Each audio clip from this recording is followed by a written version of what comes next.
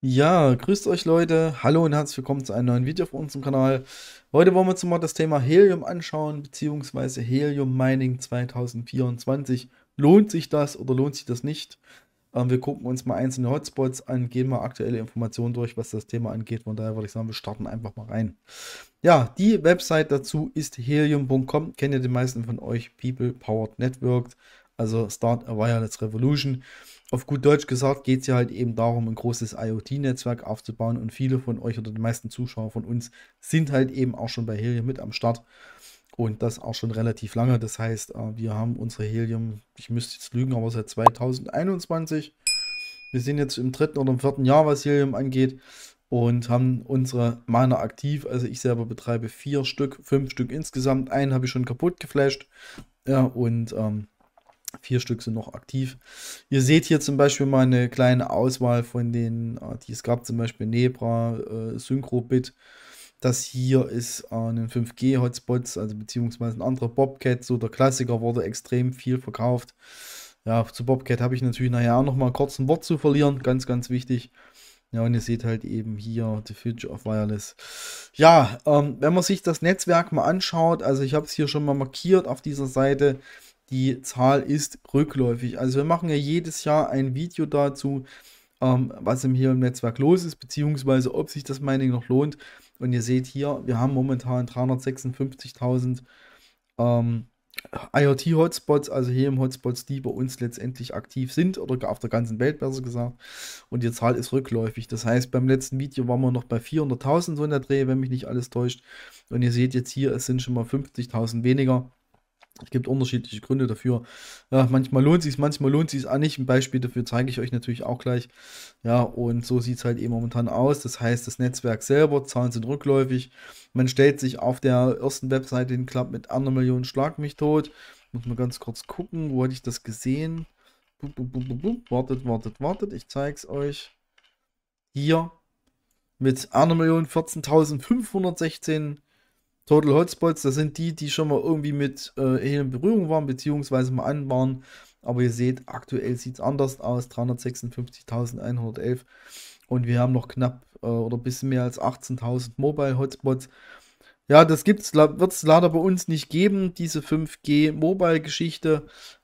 Es ist in Deutschland natürlich wieder für alles reguliert. In Amerika sieht das anders aus. Also diese Mobile-Geschichte läuft überwiegend in den USA, und die machen richtig Geld damit, aktuell mit ihren Mobile Hotspots, also in den Ballungsgebieten. Das sind, keine Ahnung, ich habe Leute gesehen, die machen 20, 30, $40 am Tag mit so einem Teil. Ja, bei Kosten von $300.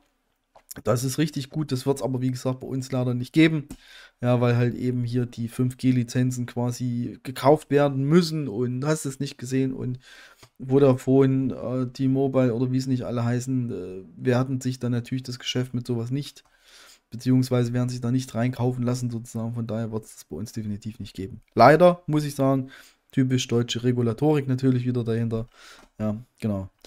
Ja, das sind jetzt Geräte, Hotspots, die im Netzwerk noch zu 100% kompatibel sind. Ihr seht hier, die Liste ist deutlich kürzer geworden. Das heißt, die Hotspots, die ihr hier seht, sind definitiv kompatibel.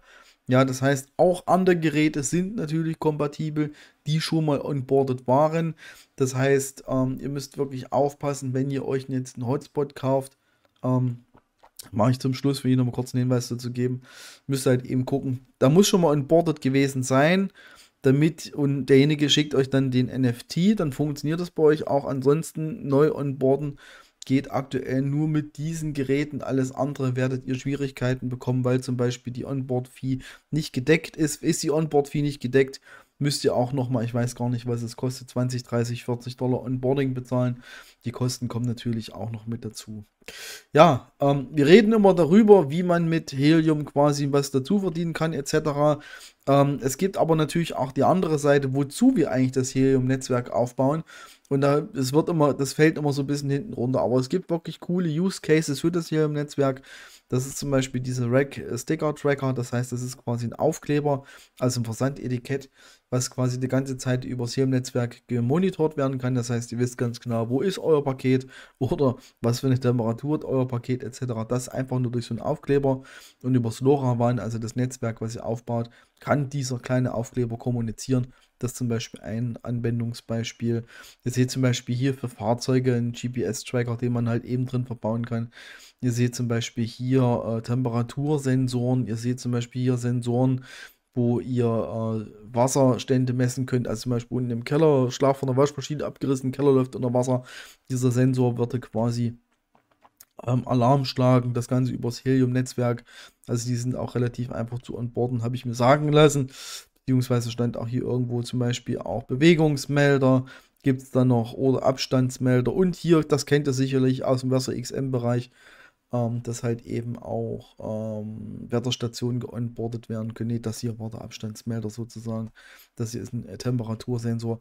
Das heißt, diese Sensoren können quasi onboardet werden und das Helium-Netzwerk ist ja halt eben dafür da, dass halt eben die Coverage da ist, also die Abdeckung, und dann können halt eben diese Sensoren mit aufgenommen werden. Also darum geht es hier im Netzwerk. Wir wollen jetzt mal so ein bisschen auf die Effektivität bzw. Effizienz gucken. Also ich habe mir jetzt mal 2 Hotspots rausgesucht, die ich euch zeigen wollte, wo quasi sehr krasse Unterschiede sind. Also wir sind jetzt hier mal im Großraum Berlin gelandet und ich habe 2 Hotspots rausgefunden, um euch mal nahe zu bringen, was die letztendlich abwerfen. Wir haben hier wirklich 2 krasse Gegenteile. Ihr seht hier, dieser Hotspot, der hat eine Transmit Scale von 1,0. Transmit Scale ist auch wichtig, gucken wir uns auch gleich nochmal an. Hat eine 8 dBi Antenne. Das heißt, das ist überdimensioniert meiner Meinung nach und hat eine Höhe von 5 Metern. Ihr seht hier, der macht im Monat, also auf 30 Tage, 2866 IoT-Token. Da gucken wir mal, 2866. Das heißt, er macht mit seinem Hotspot im Monat $3,11. Also wie gesagt, sind Monatswerte, deswegen wichtig. Also hier mit diesem Explorer könnt ihr natürlich auch in eurer Umgebung schauen, was verdient derjenige nebenan, damit ihr ungefähr einen Benchmark habt, was ihr damit verdienen könnt. Und jetzt gucken wir uns mal den Hotspot daneben an.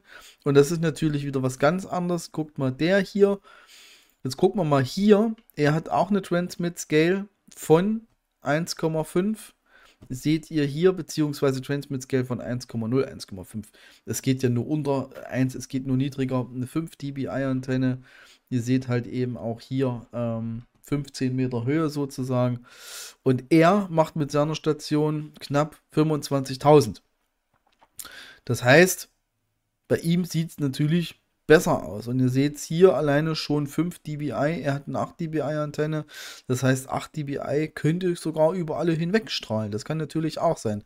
Je höher dBi ist, desto höher ist zwar die Reichweite, aber man hat ja keine Rundstrahlung mehr. Desto niedriger dBi ist, desto mehr strahlt eure Antenne rundherum herum. Desto höher dBi ist, dann ist quasi diese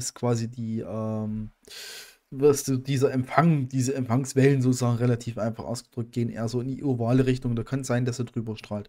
Und ihr seht hier, er macht seine 28.000 bzw. 24.800 im Monat. Und das ist wieder eine ganz andere Hausnummer, seht ihr hier. Wenn man nur mal mit 25.000 rechnet, Mikrofongerät, macht er zum Beispiel 27,15 $ im Monat versus der andere mit seinen $3. Und er hat sogar ein bisschen DC hier drauf, beziehungsweise IoT. Hier ist wahrscheinlich, wird ein Sensor mitgenutzt oder irgendwas. Bei ihm wurde, glaube ich, kein Sensor mitgenutzt. Also ihr seht quasi, nee, seht ihr hier keine Datas über IoT. Ja, ihr seht halt eben diesen Unterschied. Nur damit ihr mal ein Gefühl dafür letztendlich bekommt. Was auch wichtig ist, und wir gehen einfach mal in irgendeinen Hex mal mitten in Berlin rein. Ihr seht zum Beispiel hier, ihr seht, in diesem Hex sind aktuell 6 Helium-Hotspots aktiv. Das ist zu viel. Ihr seht, sind sogar insgesamt 12. Das heißt, 6 davon sind aktiv, 6 davon sind inaktiv. Das heißt, anderen 6 haben aufgegeben. Wir gucken einfach mal in irgendeinen davon rein.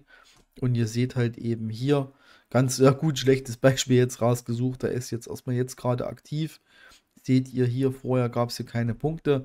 Transmit Scale von 0,09 und das ist ganz, ganz schlecht. 3 dBi Antenne ist eigentlich gut für diesen Bereich, weil ihr habt hier mehr um der Umgebung. 12 Meter Höhe ist auch gut, aber er wird halt eben hier mit seiner Station mit seinem Hotspot leider nicht glücklich.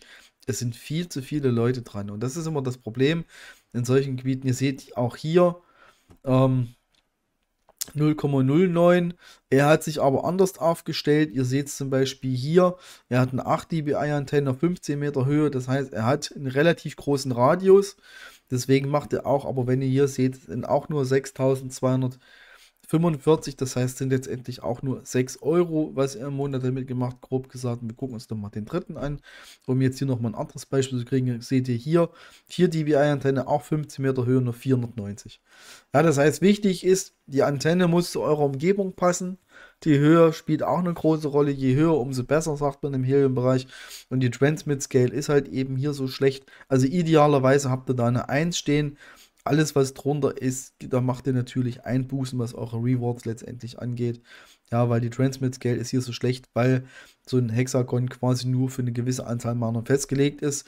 Desto mehr Mana reinkommt, desto schlechter wird das. Wenn ihr zum Beispiel mal in ein Hexagon reinschaut, wo nur ein Mana drin ist, der alleine ist, das heißt, der nirgendwo hier angebunden ist sozusagen, seht ihr hier haben wir eine Transmit Scale von 1,0 und das ist natürlich der Idealwert, was es angeht. Also ich empfehle euch, falls ihr wirklich noch vorhabt einzusteigen, einfach mal in eure Region zu gucken, wo ihr herkommt. Wir nehmen jetzt mal, wo gehen wir am besten hin? Genau, wir gucken mal hier nach Wolmirstedt, hier ins wunderschöne Wolmirstedt. Ich hoffe, ich spreche das richtig aus. Gucken einfach mal hier hin. Das ist der Hotspot. Ihr seht den hier. Den machen wir einfach mal auf. Und ihr seht hier Transmit Scale 1,0. Erst mit seinem Maxi alleine. 10 dBi Antenne auf 11 Meter Höhe. Macht allerdings auch nur 6 Dollar im Monat sozusagen. Ne, wie gesagt, das ist ein Monatswert, das sieht auf 30 Tage. Und so weiter und so fort. Hier in Barleben haben wir natürlich auch eine. Also wie gesagt, das ist random. Wir können auch eine andere anschauen. Seht ihr hier 6,4 dBi Antenne, 5 Meter Höhe, macht auch nur 2.425, 2 Euro im Monat sozusagen. Und bei 2 Euro im Monat ist natürlich auch die Frage, lässt man es laufen oder lässt man es nicht laufen. Ja, also das muss man halt eben selber wissen. Und er hier, wir gucken nochmal zum dritten letztendlich rein. Seht ihr hier, 4 dBi Antenne, 20 Meter Höhe. Könnte eigentlich mehr kriegen, wahrscheinlich Lokation schlecht, keine Ahnung, macht auch nur in den 30 Tagen 2559. Das bedeutet halt eben, er hat auch IoT mit dabei, beziehungsweise Datas. Seht ihr, hier sind auch nur umgerechnet 2 Dollar 50, 2,50 Euro, je nachdem, wie man es rechnen mag. Also, schaut in diesen Explorer rein, also explorer.mocken.io, guckt, wo ihr wohnt, guckt halt eben in die Umgebung, schaut auf jeden Fall mal rein, was eure Nachbarn verdienen. Und hier, ganz, ganz wichtig, hier zum Beispiel, braucht ihr euch keinen Hotspot hinzustellen. Ihr werdet weder hier hinkommen, Also es sollte schon im Idealfall ein Helium-Hotspot oder mehrere Helium-Hotspots bei euch in der Nähe sein. Ja, ich hoffe, das hat euch soweit geholfen. Eine wichtige Information noch zum Schluss, weil ich es in letzter Zeit relativ oft gesehen habe mit Bobcat-Minern. Wichtig, Bobcat-Miner, wenn ihr einen gebraucht kaufen solltet, dann guckt, wie alt der ist. Wenn der schon 2, 3 Jahre alt ist und der ist noch original verpackt oder irgendwas in der Richtung, werdet ihr den nicht mehr onboardet bekommen. Bobcat ist erstens mal kein offizielles unterstütztes Gerät mehr und auf dem Bobcat Miner, die original verpackt sind, die noch nie onboardet waren, ist eine alte Firmware drauf. Das bedeutet, ihr müsstet die Firmware updaten und das geht auch nicht mehr, weil es den Bobcat Support einfach nicht mehr gibt. Das heißt, falls ihr euch einen Bobcat gebrauchten Miner kaufen solltet, achtet darauf, dass der schon mal im Helium aktiv war, dass er im Helium schon mal gemeint hat. Ansonsten werdet ihr echt Probleme kriegen, den zum Laufen zu kriegen. Das kann ich euch gleich vorweg sagen.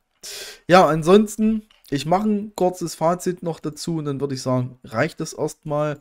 Ihr habt es gesehen, es gibt Regionen, Städte, wie auch immer, wo es sich lohnt, wo ich wirklich sagen würde, okay, man kann es letztendlich machen mit einem guten Setup sozusagen.